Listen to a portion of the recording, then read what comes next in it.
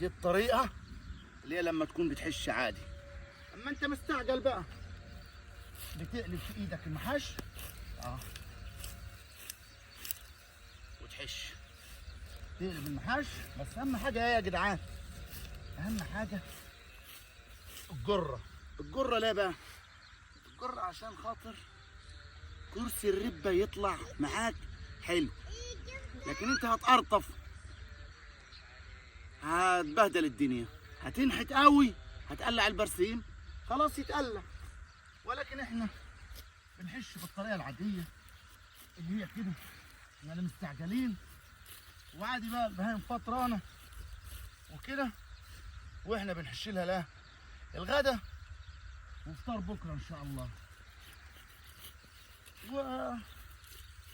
وزي ما بيقولوا ودمتم